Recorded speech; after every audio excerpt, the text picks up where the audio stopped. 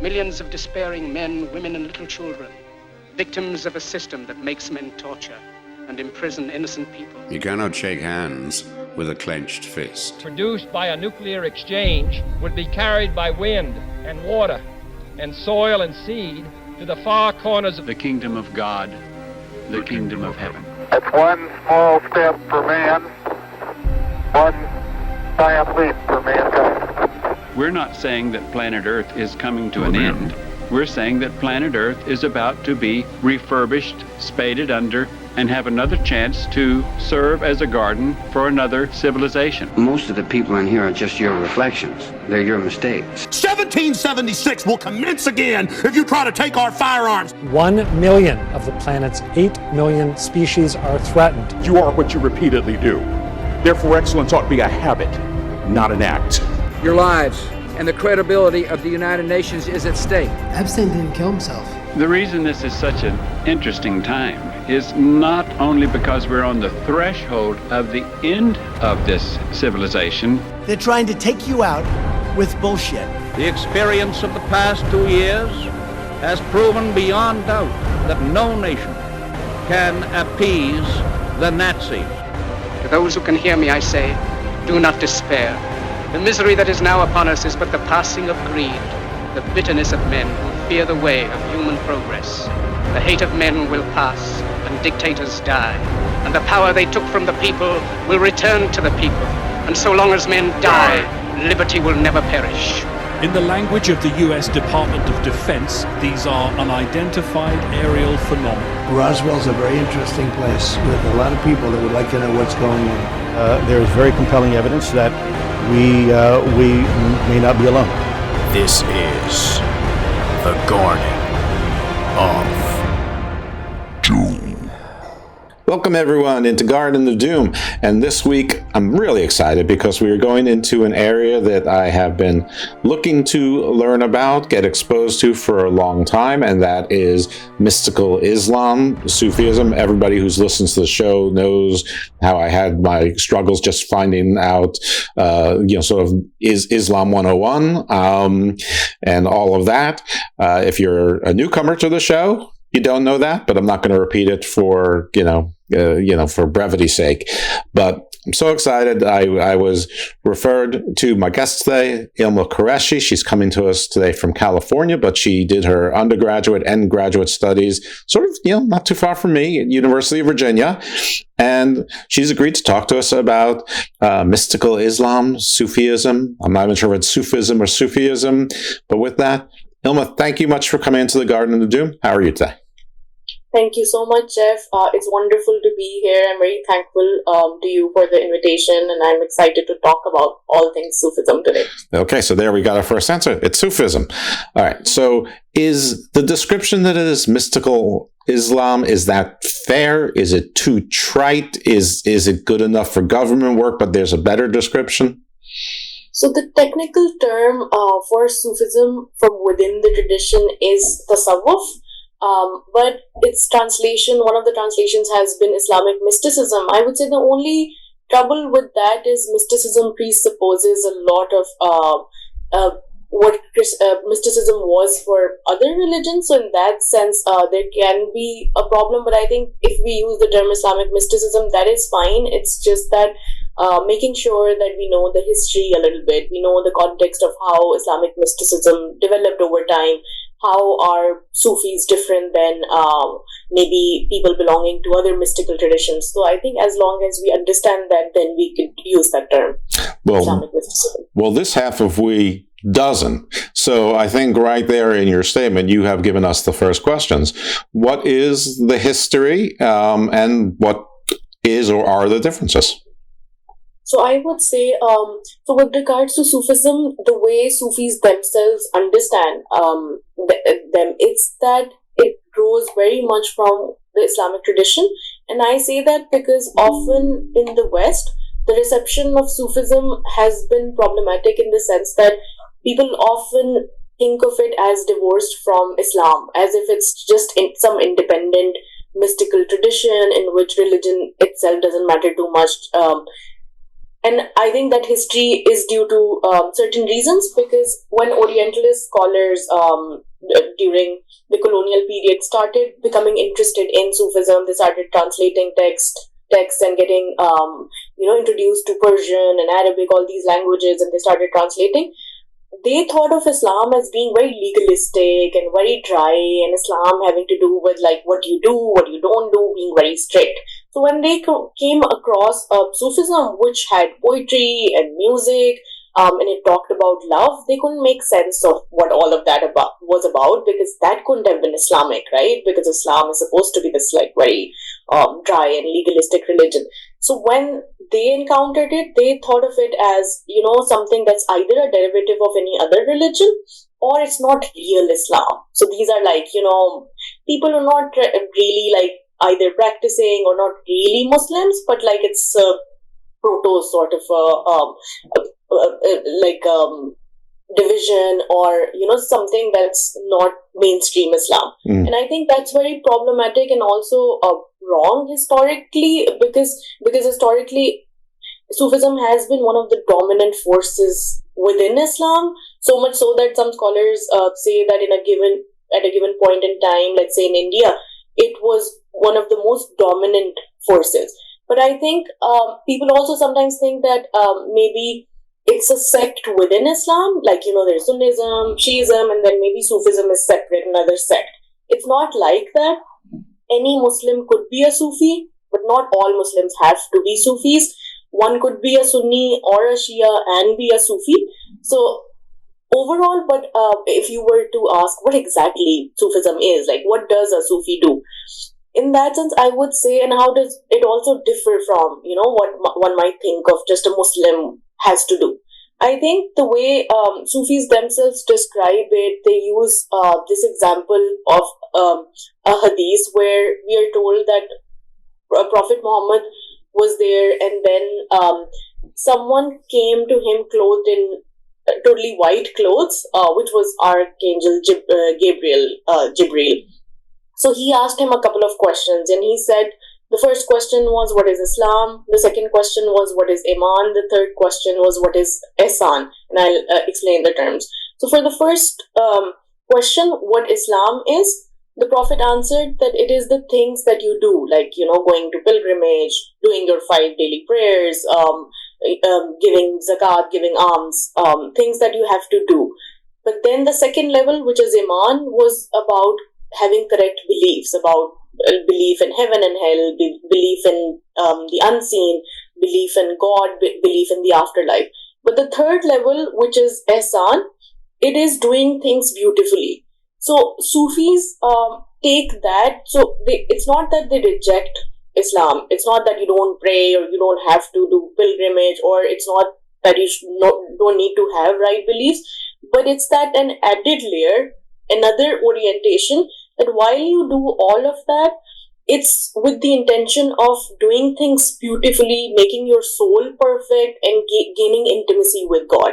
So rather than trying to do things only to, and not go to hell or go to heaven, it's to perfect your soul, and it's to gain intimacy with God, because God is lovable and God is beautiful, and God is supposed to be loved for his own sake rather than for things that he might give us.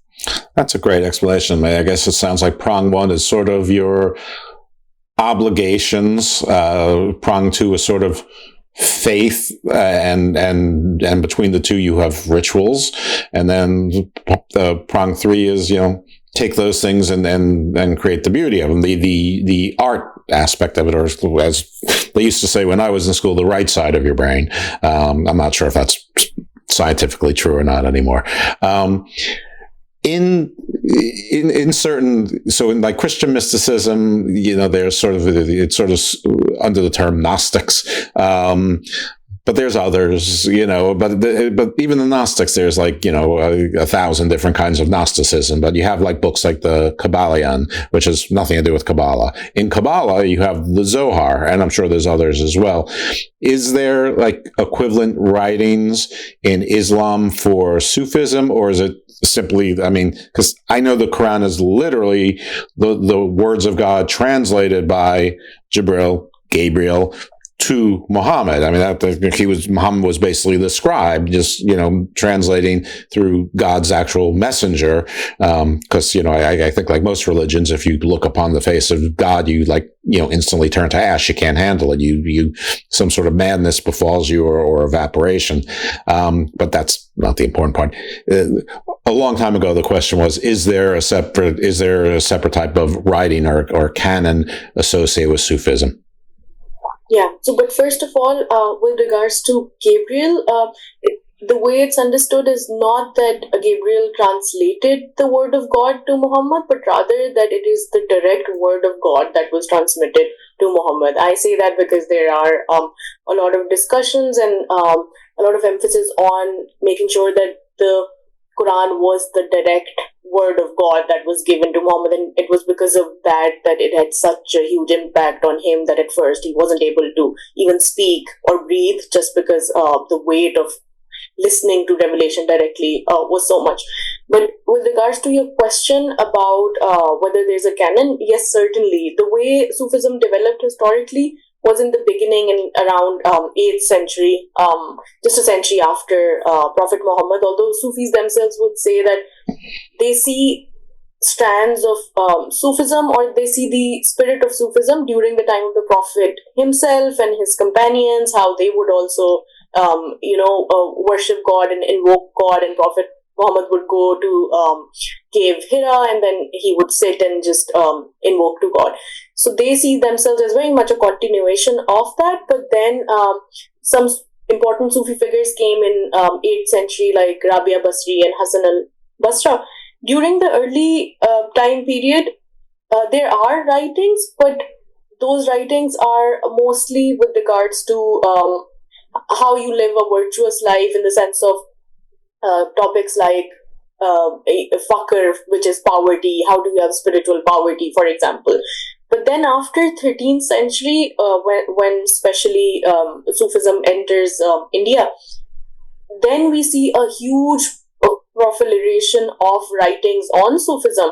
So, and then Sufis began self-consciously write a lot about it. They're very aware of who they are and how they're distinct.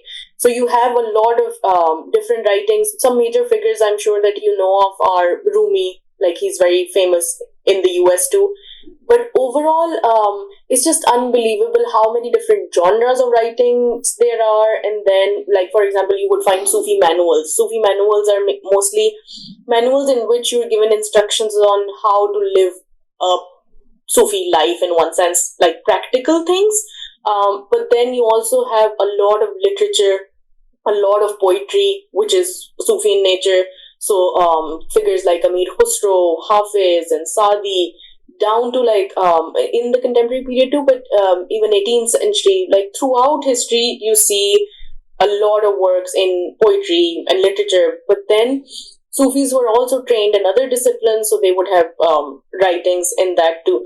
So overall, there is a huge canon, and there are different genres within it, some dealing with more practical stuff, some of it dealing with like theoretical aspects of Sufism. Some of them are very philosophical in nature. They're dealing with a lot of big philosophical questions like cosmology, epistemology. So you see a lot of different variants within the canon of Sufism.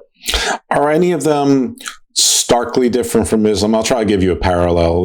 So in Christian Gnosticism, you have, I'm not going to try to distinguish between the different types of Christianity. Let's just say Christianity, the 3rd or 4th century, Catholic version of Christianity. And then you have the Gnostics who, some of which came up with this, different theory to sort of square the circle as to, why the God of the Old Testament was so different than the God of the New Testament. They said, well, that's not actually the same God. That was the demiurge. He was some lesser God. And, he had these archons working for him that were not quite angels or archangels, but they're, probably seem the same to you mere mortals, but actually they seem more like the Djinn, the way they're described. And then of course my latest obsession it was that there might be this 8th archon, which was the chief of the archons, that may or may not have been above the demiurge, named Abraxas, who's a rooster head, a whip and a shield, snake's legs. Awesome. But Now I'm getting, one of my famous meanderings, but that is a very different doctrine than taking Genesis through, Revelations, and saying it's one contiguous story. This is saying, no, it's not. All of that, some of it is okay, but most of it that's an entirely different thing. And so what I guess I'm asking is, and I think the answer is no, but I don't really know. I think it's maybe closer to Kabbalah, where they absolutely accept the Torah and whatever, but they have this other part of it. Is Sufism more like Kabbalah to Judaism than Gnosticism is to Christianity, I guess, is my question. So I guess if you're asking that, would Sufis, let's say, have a separate scripture of their own, as opposed to the Quran, I would say that's not necessarily the case, or they would have their own writings, but the writings are seen as a lesser degree than the Quran. But if you were to ask that, do they take whatever the mainstream interpreters of the Quran would say? As I'm sure you know, in every religion, like there's scripture, but then the scripture leaves space for other, like for example, Islamic law, fiqh, which develops over time. That takes principles from the Quran, but then applies it to the time period in which that a certain issue arises. So there are various interpreters, and different interpreters take different positions, whether that's with regards to theology or philosophy or even law or Sufism. So within Sufism, there are Sufis would interpret the Quran in various different ways. And Rumi's text, for example, the Masnavi, is in one sense is said to be the translation of the Quran, just because it's modeled so much on the Quran. But that's not to say that they wouldn't say things that would sometimes be seen as heretical or not mainstream from other more mainstream divisions. In that sense, you do find that Sufis, for example, the story of Yusuf and Zulekha, which is Potiphar's wife, that story from the Quran, for example, Sufis interpret a lot of those stories in very allegorical terms and think about them in terms of what's happening to the soul. So even with regards to, let's say, Djinn and or angels, Malaika, while they do maintain that those exist, they won't go on to say that no, like angels don't exist, but they also add a layer of analysis where in our soul we have different temperaments. Like we have a lower soul which is called Nafse Amara, which incites us to do evil. So in that sense, we do have that potentiality of like demonic, doing demonic things. But then we have another soul, which is a blaming soul, which when you do something wrong, the voice that you hear, the conscience that you have that tells you that something's wrong, you've done wrong. That's the blaming soul. And then there's the highest level of the soul that Sufis try to achieve, which is the perfect soul, Nafse Mutmainna. And that's very angelic in nature, in the sense that it does good, it always strives towards perfection. So in that sense, I wouldn't say that they would go completely against, like let's say the Quran, but I think they do add another layer of analysis. They do bring everything back to the soul. They try to interpret it in such a manner that while you may have the same notions of, let's say, heaven and hell, but let's say someone like Ibn Arabi also talks about how hellfire could be sweet in nature, and even hellfire could be because God deems it for you, and even there you feel God's love. So that's very, in one sense, unorthodox, because you won't find that in mainstream Islam. But then it is important to mention that he's not denying the existence of, let's say, heaven or hell, but then adding that layer of analysis, another way of looking at it. Right. If God didn't love you and you failed so hard, you wouldn't be getting that hellfire. You would just be getting indifference. You'd be in just some sort of zone of nothingness.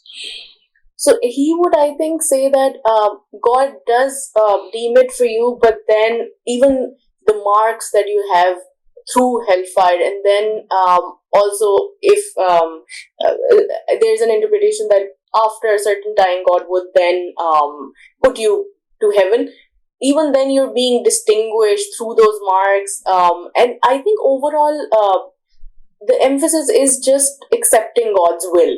I think Sufis do that a lot with regards to like whether you go through a lot of suffering in the world or whatever happens in the universe, at the end of the day, accepting God's will. So in that sense, even that could be turned into something which brings you closer to God.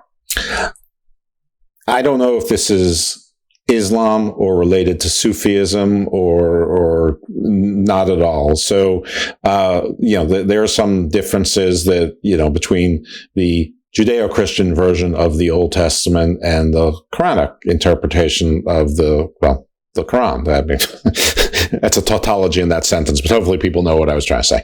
And some of them is like, Idris is Enoch, and I don't know if it's the same story, like from the book of Enoch. Ishmael plays a bigger role than I think Isaac, and I don't know if that plays a role. There's the story of Esau and Jacob, and Esau, plays a bigger role than Jacob. I don't know if that plays into Sufism at all, or if that's just plain old distinctions in the Testaments versus the Quran. I'm not even sure that I'm right. I mean, I had Robert Spencer on the show, and then, there's no high. He's from jihadwatch.org. So he, I think I kept him sort of on the straight and narrow, and then because I wanted one-on-one, but I read, and when I say read, I mean listen to, some free books on Audible, but including Islam for Dummies and things like that. So and they all sort of said the same thing, but they also sort of seem to lack a certain authenticity or soul to them, as basic books often do. So are those things, first of all, are those things like important to Sufism? Is there anything from the Spencer show that you want to correct or just, or append, with your version, or did you just not bother listening to it? It's just like, I've heard what he has to say. I wasn't interested. If there's a particular question that you have, yeah, because that's a very good question. That's a very fair question. Is the distinctions between Idris, Enoch, Esau, and Ishmael versus Isaac, is that at all related to Sufism, or is that just, regular Islam? It doesn't affect Sufism one way or another?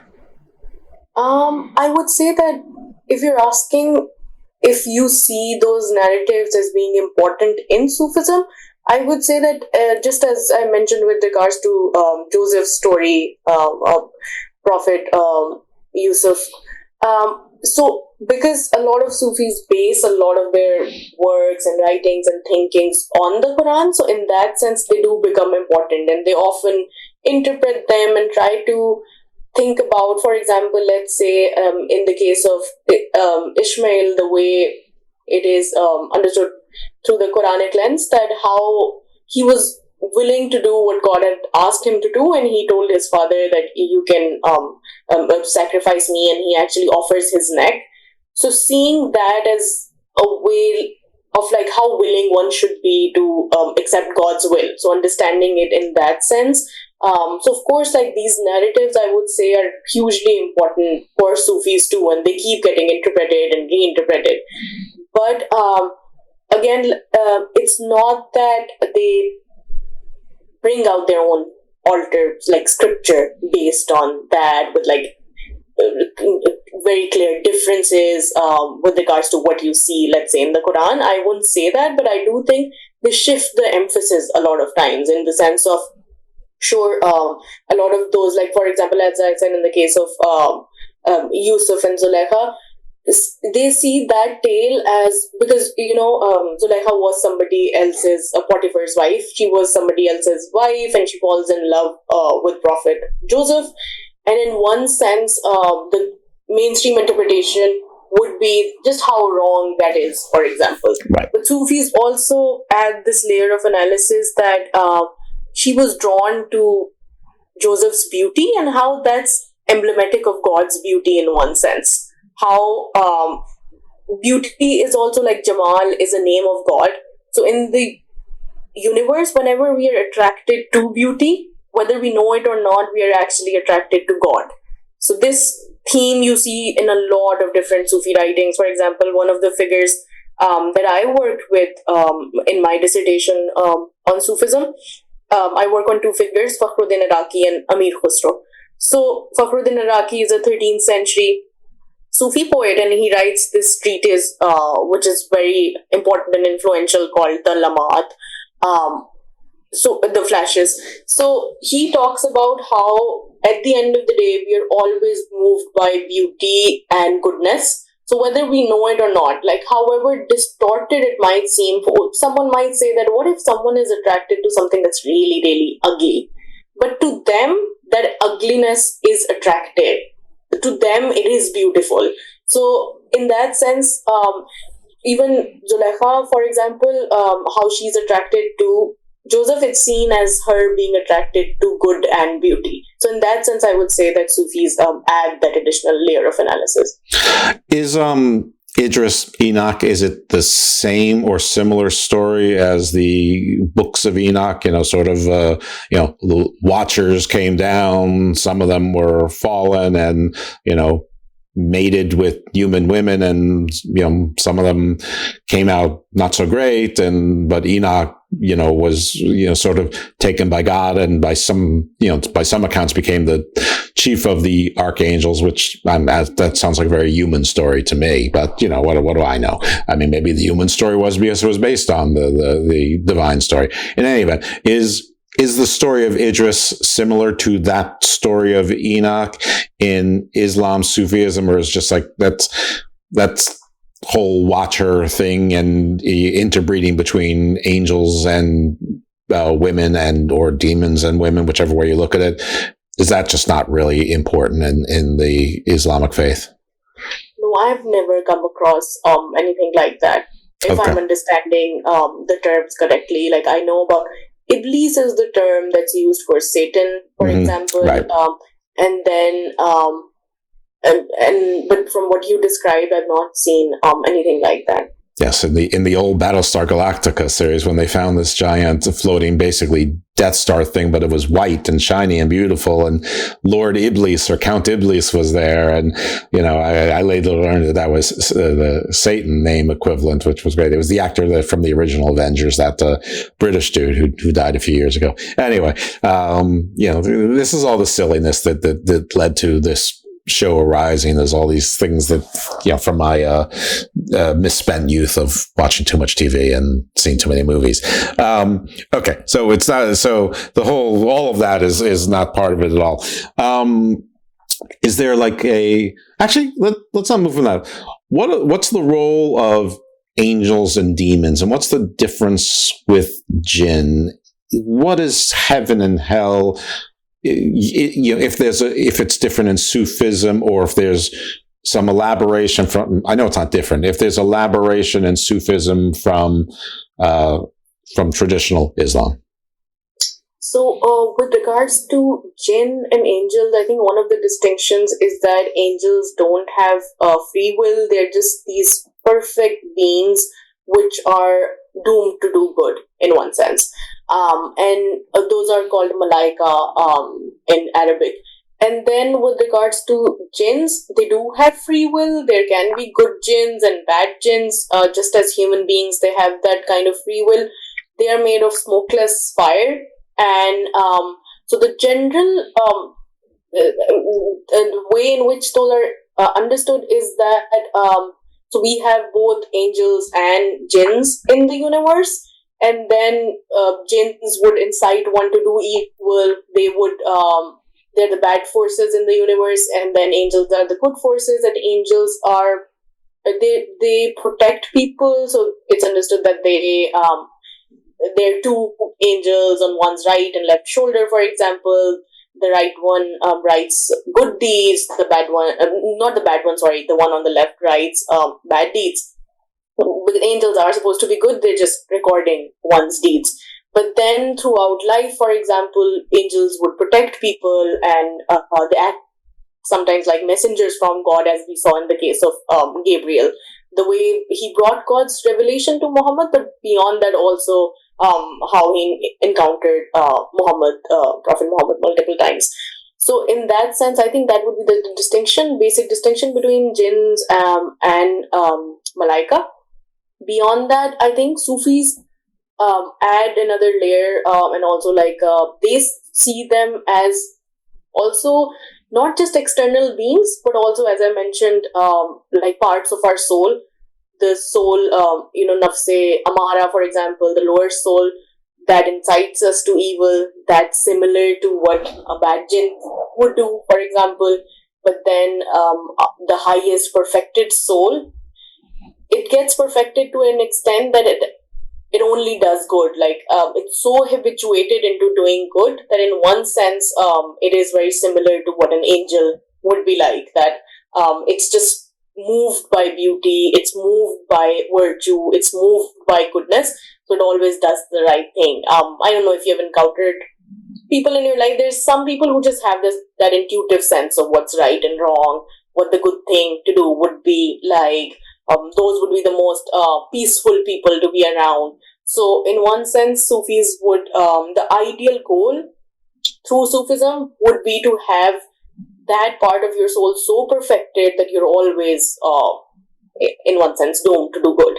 And the other question that you asked with regards to heaven and hell, so the general conception of heaven and hell within Islam is that, God created heaven, which has wonderful bounties. There are like rivers of milk, there's honey, there's alcohol too, and then so all the sensual and all the things that in, I think, human life one can conceive of as being something that gives pleasure, all of that would be found in heaven. And with regards to hell, of course, that there are levels of hell, same as in the case of heaven. Both, the better that you do, you'll be in a higher heaven. There's 7 heavens. The same case with hell. There are multiple levels within hell, and then the people who've done the worst would be at the lower level, and so on and so forth. But then, of course, that it's supposed to be painful, and there are very vivid descriptions in the Quran, especially in the Meccan surahs, about the kind of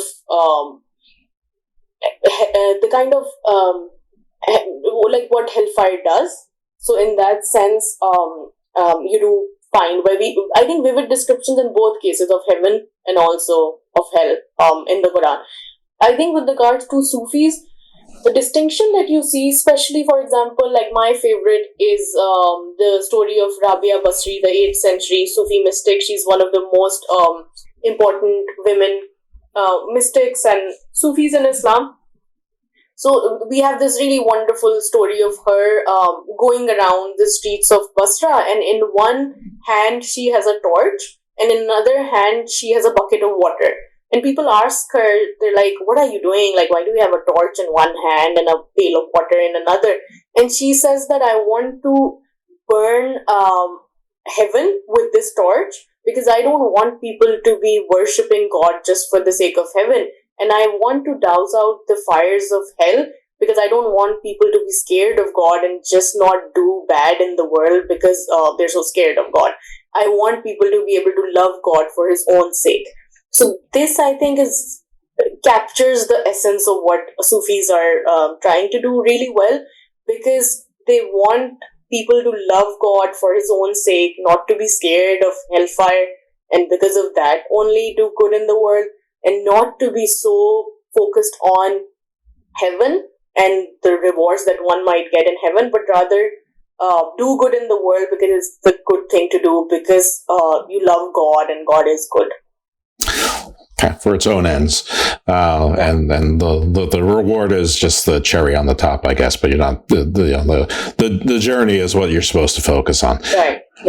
Yeah, that kind of thing. How about we talked about angels, we talked about jinn, left out demons. Are there demons? I have seen these two categories. I do know that there are a lot of forces in the world, negative and evil forces in the world that we don't know of, but they do exist. I think it's also true that a lot of knowledge of the unseen, knowledge of the ghaib, is supposed to be with God. So I think the explicit mentions that we see are, for example, of these things, but other evil forces or negative forces that I can think of are, for example, evil eye or nazar. Mm-hmm. That's something that is understood to be real, that it is possible, and then there are prayers that are given that one should recite to, battle that force. So I would say that in that sense, there's a possibility, but I don't know of like exact, for example, different demons being listed out beyond Iblis, for example, Satan. Right. So it's not like Christianity where there's the princes of hell and all of that. I'm not exactly sure where Judaism falls on it, to be frank. I've long forgotten. I'm sure it's in plenty of the shows in the back catalog. But that is interesting. I mean, so much comes from the Mediterranean and the Middle Eastern world, which I will extend Eastern, as maybe even as into India. And so you hear the names of demons like Shaitan and Payman and Pazuzu, and you find they're Babylonian and Babylon. Well, that's basically Iraq, but that's all pre-Islamic world. So I don't want to assume that just because it's the same part of the world that they made their way into that religion either. Of course, but you can't escape Shaitan sounding like Satan, but Shaitan sounds nothing like Iblis. So I don't know. That's interesting. But I guess the Djinn are the closest thing. Now, my understanding of the Djinn is that, and you might have touched on it, is that you can sort of convince them to sort of like be more benevolent than malevolent, though, I mean, nothing is permanent. They sort of have free will and they can sort of change as they want, but they're also subject to maybe, mercy or a persuasive argument. I would say that I do know that with regards to jinns, there is in South Asia, I do know that there are practices in which people would capture them and try to get them to do certain things for them. And in that sense, maybe... Is that the genie in the bottle origin of sort of how it got Disneyfied? Does that concept? Maybe. And so in that sense, I think, although I would say that traditional Islam and traditional Sufism would be very opposed to practices like that, where you're trying to, trying to use these forces to do something in the world, and especially doing something for just getting something in the world or making someone else not get something in the world. So that sort of a thing would be very looked down upon, but I do know that there are practices like that that do exist, and in that sense, maybe their changing their will might be a possibility. Yeah, well, I think that nobody taught us that better than Tolkien with poor Smeagol, who turned into Gollum. I mean, or Star Wars, how the Sith, Darth Vader turned from this, handsome young man into this, deformed, twisted metal, kind of thing. I'm trying to use pop references for these. Is there numerology? I mean, Kabbalah is well known for numerology. There seems to be numerology everywhere. There's, I think, gematria is a particular type of numerology, or the term in Kabbalah for numerology. I'm honestly not quite sure. But is there Islamic numerology, and if so, is it limited? Is it more of a Sufism kind of thing? So there is numerology in Islam, and a lot of Sufis have done numerology. I think the closest I can think of it is the knowledge of numbers, Ilma Abjad. And numerology was sometimes used to make sense of the cosmos, how it's structured, for example. But then also, like, sometimes some numbers are very important. For example, the number 99 is really important because it's seen God is supposed to have, from at least one interpretation, 99 names, and because of that, the number is very important. Then the number 7, for example, is very important because of there being 7 heavens, for example. So in that sense, numbers were important, and then numerology became important. But I think it depends on what numerology is done for. So if it's to understand how there exists a balance in the universe, for example, I think that's different as opposed to, let's say, again, doing numerology to predict the future or to just get something in the world, for example. So I think, as we talked about, like, Sufis would be opposed to, generally speaking, trying to because the world at the end of the day isn't one's goal, right? At the end of the day, it's not even afterlife, it's getting intimate with God. So in that sense, you can imagine how doing numerology to just get something in the world would be something that they wouldn't be interested in or wouldn't promulgate. But if you're asking just in terms of whether there was a science of numbers, so that was there, and I'm not an expert in numerology. I know that there are scholars who are now beginning to work on this. I know, I think there's a scholar named Ali Olumi, if I'm saying the name correctly, who works on this. So there's more research that's starting to be done in that.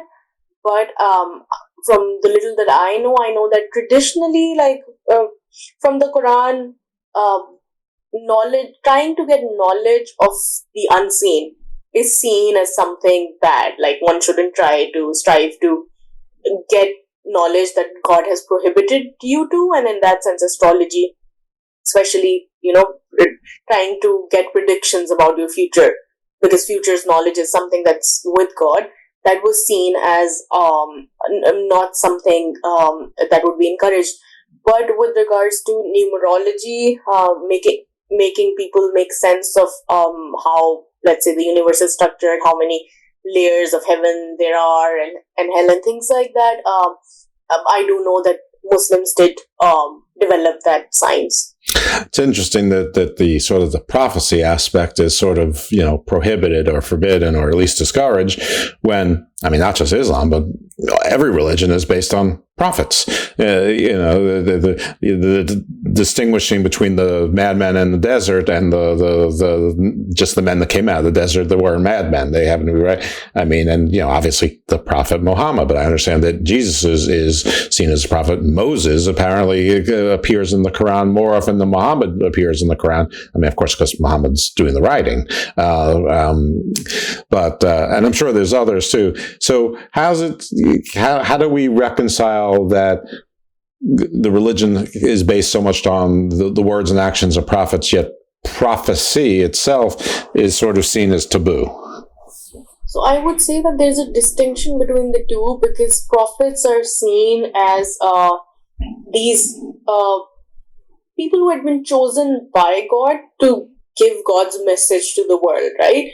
But prophecy is about predicting what's about to happen. And you might argue that, but prophets did give us, in some senses, knowledge of the unseen, right? Because they are acting as God's messengers. And if they are bringing us, let's say, knowledge of afterlife, that's something that we have not seen. It's knowledge of the unseen in one sense, and they're bringing us to that. I think the distinction is between what knowledge God has chosen to be revealed and what he has chosen to keep with himself. So in that sense, if God has chosen to reveal us to some extent, let's say, knowledge of what heaven is like, what hell is like, through scripture, and then the prophet, in the case of Islam, for example, if Prophet Muhammad then brings that message to people, they are acting on God's will, insofar as whatever God has willed them to reveal to the world, they reveal that.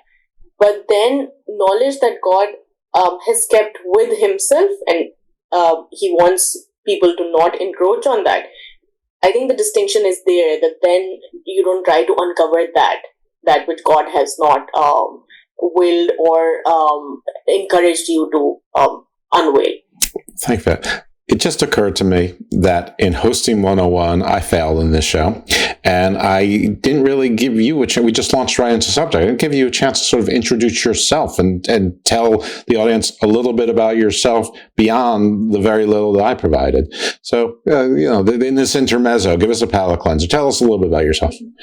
So as I'm sure by now people know that I work on Sufism. I would say that in terms of staying to the topic, like why maybe I was interested in Sufism. So I grew up in Pakistan listening to a lot of Sufi poetry in the form of Qawwali. Qawwali is this folk music that you see being heard at so many different places, like shrines of saints and mystics, and also even at weddings you would hear Qawwali music being sung. So I got really interested into Sufism through that, and then I did my undergraduate back in Pakistan, but then I got a Fulbright to pursue my master's here at the University of Virginia, and then so I did my master's here, and then I stayed on for the Ph.D, and I'm now just finishing my Ph.D. from the University of Virginia, and I got I think through that music and poetry I got really interested into learning languages, and I found the language of Persian really like beautiful and rhythmic, so I learned Persian and Arabic, and Urdu is my native tongue. So it's been a really exciting journey learning more about Sufi literature, more about Sufi poetry and music. I do realize that how much quasi-science and quasi-everyology is based on assumptions, and sometimes just simply assumptions based on names. Atlantis, Atlas, Atlan, it must be connected. I just heard you say Kabbali, and I heard Kabbalah, and there's a book called The Kabbalion and Hermeticism, and I'm like, wow, those sound very similar, and they're all sort of in the same sort of, seeking of some type of knowledge, but basically they're all sort of seeking inner peace, through which you get to know, the higher spirit, whatever the higher spirit is. So while it's not forbidden knowledge, it's sort of forbidden because the way we've created the world is that we've, sort of forbidden it from ourselves, if I can simplify it. Is there any relationship between these three words, or is it just, no, basically, Jeff, you're just being Graham Hancock right now and saying words sound the same, and the Pharaoh in Egypt doesn't mean the same thing as Pharaoh, the similar word in, deny or Quechuan or whatever. So the word that I used was Qawwali. There we go. Perfect. So that's from the Arabic word qal, which means saying. And so that is a really famous tradition of music in South Asia. And I'm trying to think if you might have heard of anyone. Nusrat Fateh Ali Khan is a really famous Qawwal who used to come and perform in the US too. So and now groups like Fanafillah, they use Qawwali music here in the US. So in terms of just the association that you made in terms of words, I think you heard Qawwali. That's why you made the association. No, that's why I laughed. I'm a straw man for the audience. I am not afraid of being wrong here. That's how we learn. I don't present myself to be an expert. I just probably know a little bit more than most people in the audience because I've been doing this show for close to 5 years now and listening mostly to people who know a lot more about things than I do. And and so I pick up on things, but I also still have the same bad habits because part of the spiritual journey of the show was reading Chariot of the Gods and Fingerprints of the Gods and Sitchin and all those other, things and whatnot. So, all right. So we'll move off of that. All right. Here's something I got to ask you. Magic. Is there magic in Sufism? Is Sufism tied at all to the assassins that the Templars were rivals with, but formed an alliance at some point? And the Templar myths, are they're growing like that Breck commercial, where you say, I told two friends and they told two friends and they told two friends. Like, at this point, the Templars, probably made it to New Zealand, but with Solomon's Gold. Anyway, somewhere in there was an original question. Is there magic and in Sufism, or is that just like, nah, That again, you go on Disney, Jeff. This isn't about magic. This is about finding spiritual peace. So I would say there is a history. I think even the way in which the Quran came into being. So during that time in Arabia, there were a lot of soothsayers and magicians, and the way God wanted to distinguish His word was from the word of those. And so in that sense, I don't know if you know, some of the early criticisms on Muhammad were that he's beyond, like either he's just cooking up words or he's a magician and he's trying to cast spells on people. So because of that, I think you have a lot of verses that deal with, like, they clarify that the word of God or Muhammad is not casting spells but rather just revealing God's word. From that, what I'm trying to underscore is that magic was definitely accepted as something that exists and is a reality, but magic that people do was seen as something negative and not what the word of God or what Muhammad were trying to do. So overall, I think traditionally magic is seen as, while it is the fact that it does exist, we do know that it's real, but it's seen as negative. So in the sense of how then you asked how does that develop in terms of Sufism, and one other thing I think I would like to add is that even early on, poetry was seen as, because in Arabs were wonderful at poetry. They were some of the best like poets in the world. In the very beginning, even poetry was you see some verses that talk about poetry being similar to something that casts spells, but it was in that context of a lot of soothsayers being there, which were trying to get people to get impressed and do bad things. In that context, you do see some criticism of poetry, but then as the tradition developed, while a lot of Sufis talked about how poetry is very similar to magic in the sense that it makes you see the world differently, and it has a spell-like effect on you. If you listen to really good poetry or really good music, you're in a trance-like state for a while, for example. In that sense, how Sufi poetry is very similar to magic in terms of its effects. And in one sense, it's how the power of language is harnessed, in the sense that how you structure words, how you structure a language so beautifully in a metered way, for example, in the case of poetry, that then it has certain impact on yourself. So I would say in that sense, they would talk about magic being there. But if you talk about Sufis going around and doing magic spells, for example, for the sake of it, I would say that wouldn't be true. Of course, like, people are people. It's not to say that no one ever in history might not have done that. Of course, like, that's a big claim to make. But in terms of what the focus of Sufis or like even traditionally the focus within Islam has been, like, they would prohibit, let's say, something like black magic, and they would prohibit people going about and doing things. I think, again, because of the fact, like, in the case of Sufism, what I can think of is that even with magic, one, you're trying to harness supernatural powers, and then we probably want something in the world, right? And in one sense, or harness power, for example. But that's still something like that wouldn't be ideally the goal of a Sufi, right? To get more power in the world.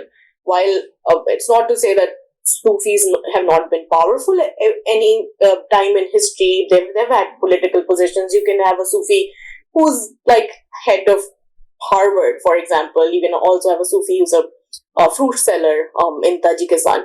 So it's not to say that Sufis can't be powerful people in the world, but just in terms of what their focus is or should be, That's not to get things in the world. Right. That's not the goal of their Sufism. That's just a result of whatever their other skills, talents, and luck is. Couple questions. They might be completely unrelated to Sufism whatsoever, but that's our Sufism. But that's part of the purpose of this. One is assassins. 2 is alchemy, and 3 I've lost, and hopefully I'll find it by the time you answer the other 2. Mm-hmm. So, with regards to alchemy, I do know that there are books on alchemy written, and then alchemy was seen as something that's akin to a science, but it was tarot cards. If is like a sort of a tarot card equivalent. Oh no, I wouldn't say that. No, okay. And then again, to say through that, I'm not saying that you wouldn't find any Muslim doing tarot cards. For example, you might find people like doing that and doing astrology, for example. And I think astrology has still more of a I think astronomy has been a science that's very well established. You see, I've seen so many books written on that. One of the figures that I work on, Amir Khusro, he talks about concepts of astronomy all the time, like how the celestial spheres move, and trying to make sense of them. And I do know that sometimes people did use astronomy for predictions too. So you do have that sort of a tension there. But when it comes to astrology, I would say the general sense is not, again, to try to know future, but if you're asking if Muslims do that, I think that's a different question. And then It's not part of the Sufism tradition, is the question. I fully accept that there are Muslims that do astrology and tarot and play with Ouija boards and watch horror movies, and just like everybody else, we're all like that. But okay, so tarot. So you're talking about the assassins and alchemy. I think you were starting with alchemy. With alchemy, the sorts of discussions that I've seen in Sufism, and again, it might also be that I'm not an expert on alchemy per se. I'm an expert on Sufism.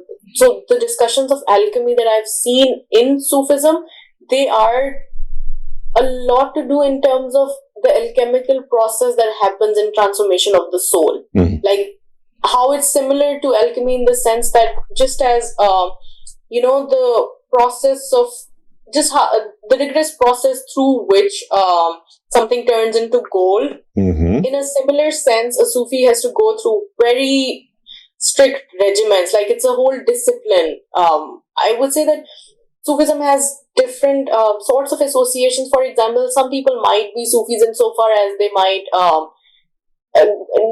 know of a master, or they might sometimes go to a shrine, or so very loosely affiliated with Sufism. But then there are people who would be initiated into a tariqa, a Sufi order, and they would be much more serious. And then there are people who would be even more serious than that. So really select few Sufis who would, especially all of them would go through a whole discipline, a training of sorts, through which they reach through which they're supposed to purify their soul.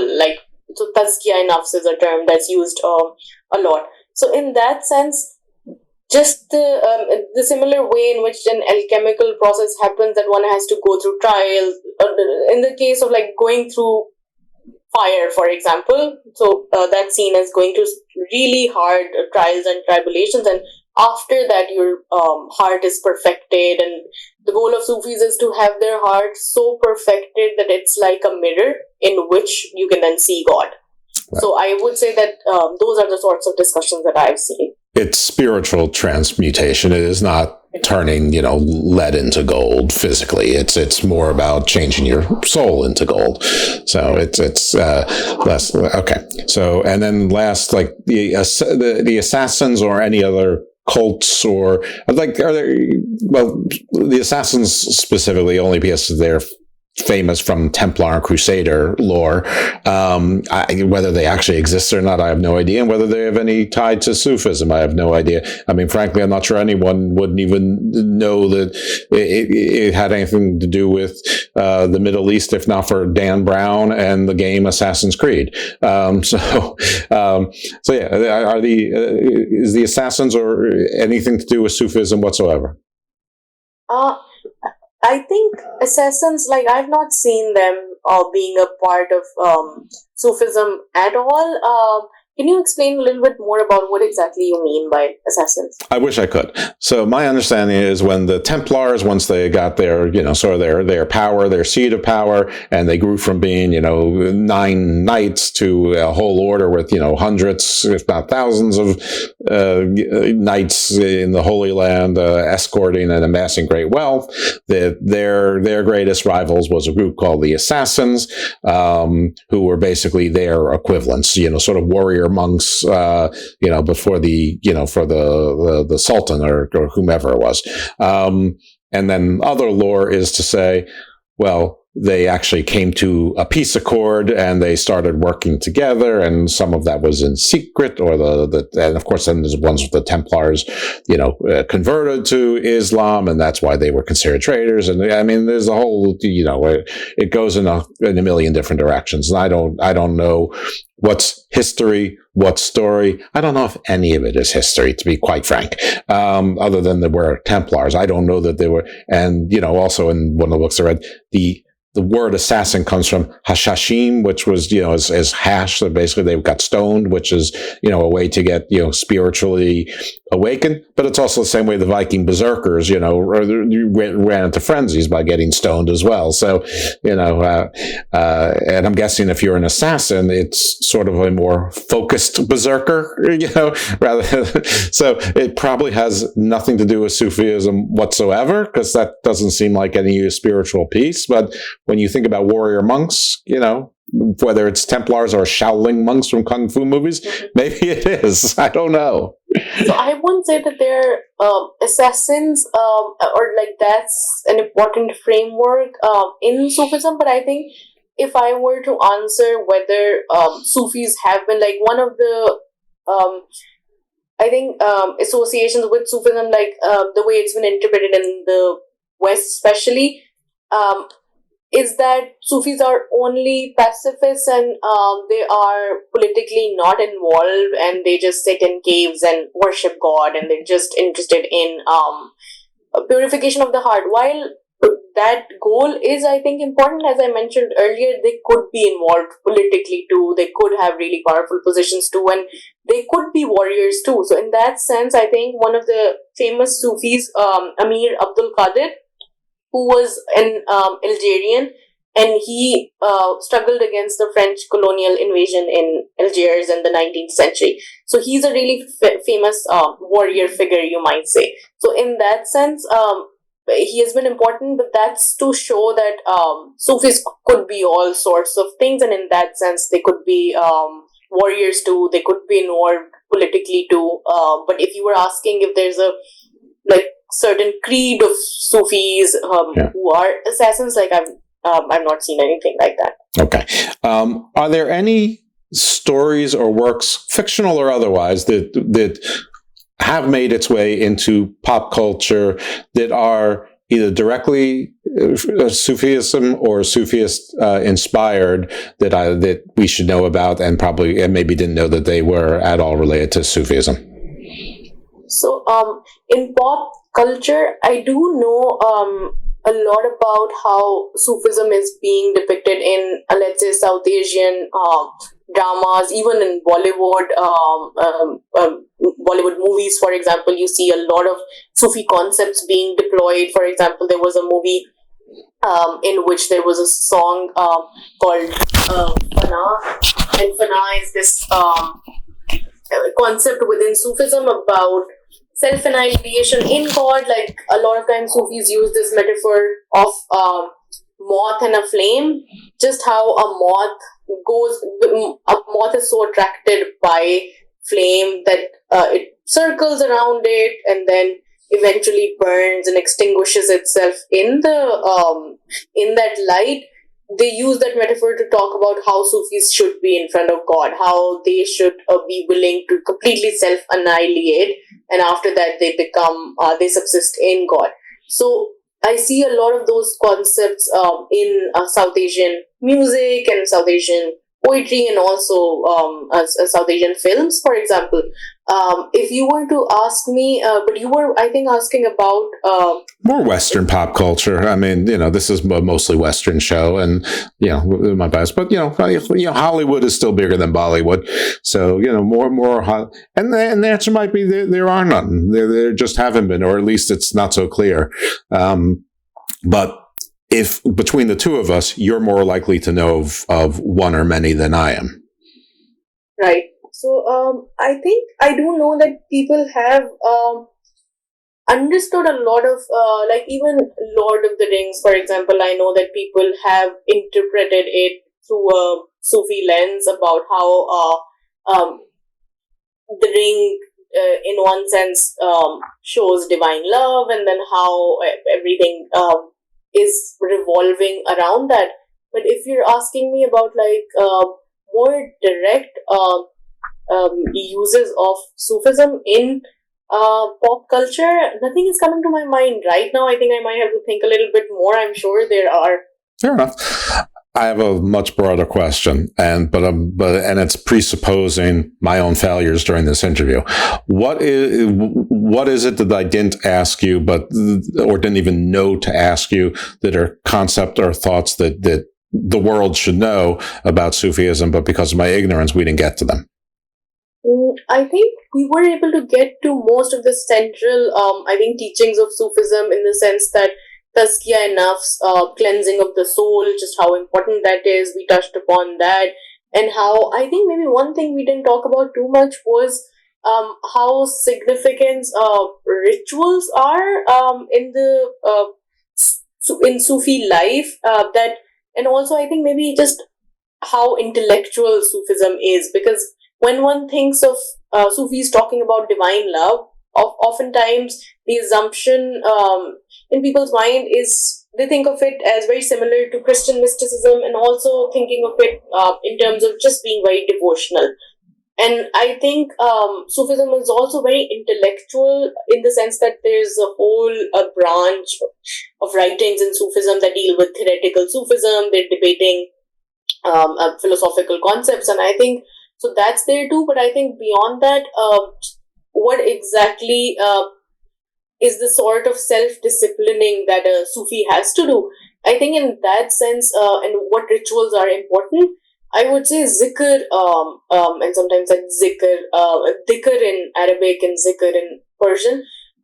That's very important, and that's to do with you have to remember God, and remembering God can take a lot of different forms, but then sometimes saying His word out loud, let's say whether that's one of God's names like Allah or Al-Rahman, it can be done in private when one does that either aloud or inwardly, and it's also done communally. So you see a lot of Sufi orders. I'm sure you might have seen whirling dervishes in Turkey. They're associated with Rumi's mystical order that's called Melviya Sufi order. You see a lot of people dressed in white, and they're whirling together. So that's also a form of zikr. So sometimes zikr would be done privately, sometimes in groups, sometimes aloud, sometimes silently. But overall, the goal is to remember God, and remembering God is seen as something that purifies one's soul and keeps them connected to God, and lets them be a virtuous soul. So I think that's something that's very important, and usually a master would tell novice or someone who's on the path, a wayfarer, a salik, they would tell them how much of it they have to do. So especially serious Sufis, for example, would follow that regimen that's given by their master. So I think that's one thing in terms of just practically, it's not just about while music and poetry, for example, would be very important, but also how a serious Sufi would have to go through some like ritual disciplines as well. How is Sufism viewed by, at least from the Western perspective, as a hardline Islamic ideology, sort of like the Taliban's, Sharia law? Is it completely anathema, or does it fit in somehow? Usually, no. It's seen as very, from their point of view, seen as very heterodox. So you might have seen how in Saudi Arabia, but then also in Pakistan, I've seen a lot of Sufi sites being destroyed by Wahhabi and Salafi forces. So you have seen a lot of like attacks on Sufi sites, and in their eyes, they think that a lot of Sufis are committing shirk, which is they associate partners with God. So because, as I mentioned, Sufis often have like a Sufi saint or a Sufi master. When they pass away, they build a shrine for them, and then people would go and ask for prayers through that master. So they would ask them to intercede on to God on their behalf.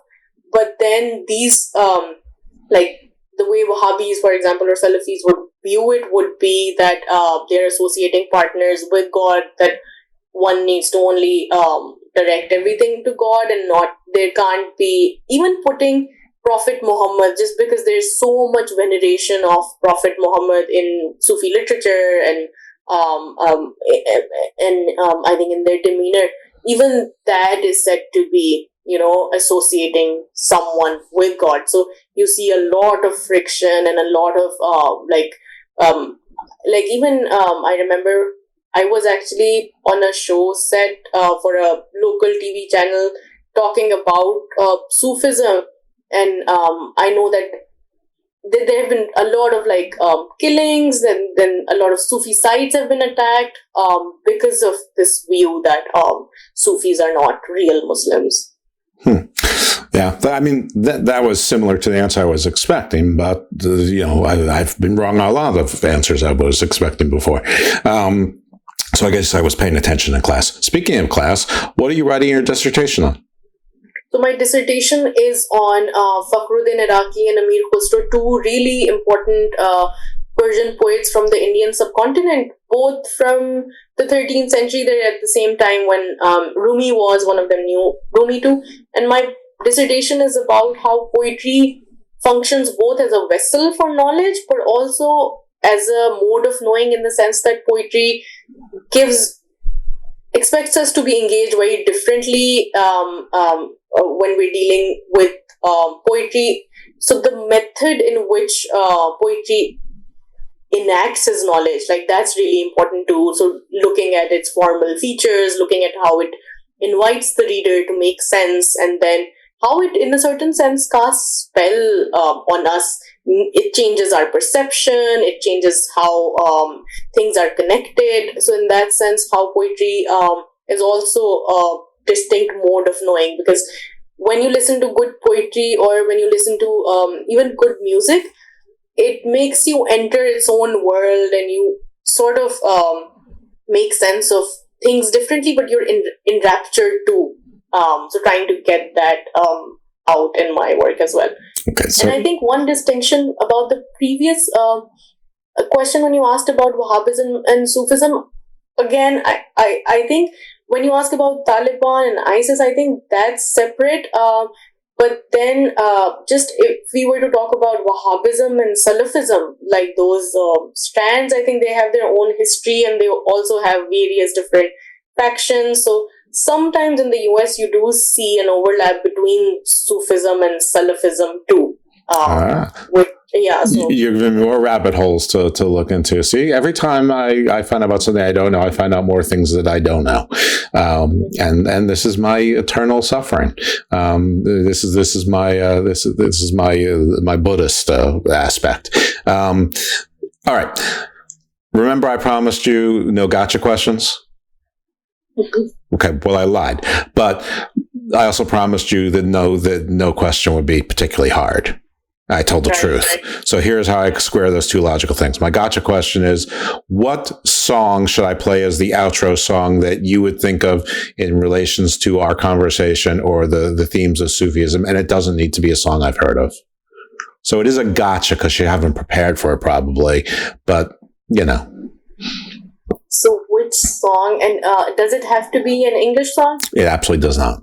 It just has to be one that I can find on YouTube and send to my wife/publisher, editor. All right. There's so many that are coming to my mind. I think there's one Qawwali which I really like, and it's Naman Behuda Girde Amp. We're gonna have to slow down on that one. We're gonna have to. I have to get a search. Nama, Nama. Yeah, let me just send it to you in chat. And Even better. Oh, great, perfect. All right. Well, thank you very much. I think we covered everything that I could have possibly wanted. Thank you for your time. I hope this wasn't unpleasant. I know you wanted me to send you a bunch of set questions, and I basically sort of politely denied because I don't do that. I like to see where things are going to take us as opposed to go down some agenda, especially if I have no friggin' idea what the agenda is going to be. So hopefully it was pleasant enough for you. Thank you for the information. I feel like I know a whole lot more now, and as usual, I found out things that I don't know. So thanks for that too. But that's just the nature of the beast. All right. If anybody wants to find or follow you, do you want to be found and followed? Sure. Okay. How would they do that? Also, I can share some of my details with you that you can maybe attach. Yeah, I'll put them in the show notes. Very good. All right. Ilma Qureshi, thank you so much for your time and knowledge. Audience, thank you for listening. Hope you learned something too. If this is your first time listening to the show, subscribe to Garden of Doom. You get 3 shows, which is Garden of Doom. Not the greatest name. I'm thinking about changing it. Garden Views, which is perfectly lovely, which is sort of same kind of variety, but more legal, business, technology, science, pop culture, realpolitik. And then you get GOD Presents the Book of Black, which is me and my co-host now, but Black comes from PJ Black. He is the original co-host, professional wrestler, 26 years. You might have known him from his WWE days as Justin Gabriel. And we talk to people in and around wrestling about non-wrestling things that are more Garden of Doom nature. But because PJ has lots of things going on, I have 3 more alternative substitute co-hosts, including the legendary Lufisto, the fabulous Mr. Thomas, and Super Panda. So get ready, everyone. We've got all that. We've got that coming on. Anyway, thanks everyone for your patience and time, and you'll hear from us next time in the garden. All right. Thank you so much, Jeff. It was lovely to speak with you. Likewise.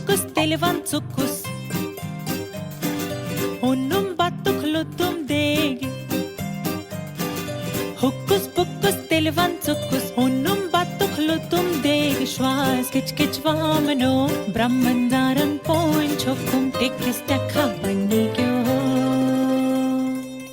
हुक्कुस पुक्कुस तिलवम सुक्कुस मोहब्बत तुकलुदुम देख श्वास किच किच वामनो ब्रह्मंदारन पोइन छोकुम टिकिस टखा बन्नी क्यों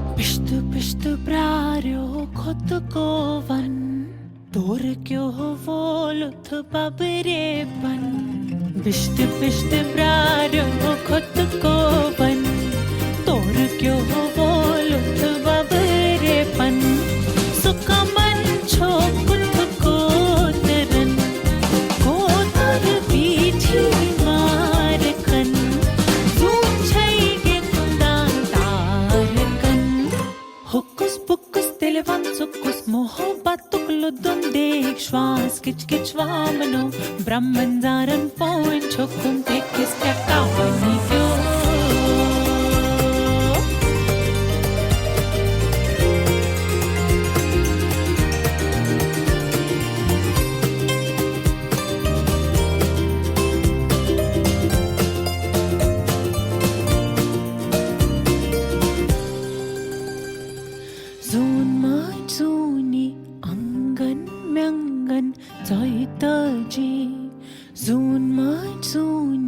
Angan myangan tim kas kanye rayas kanye rai kya tut nai khas gur vas vinna zun maj zuni angan myangan choi taji zun maj zuni angan myangan tim kas kanye rayas kanye rai kya tut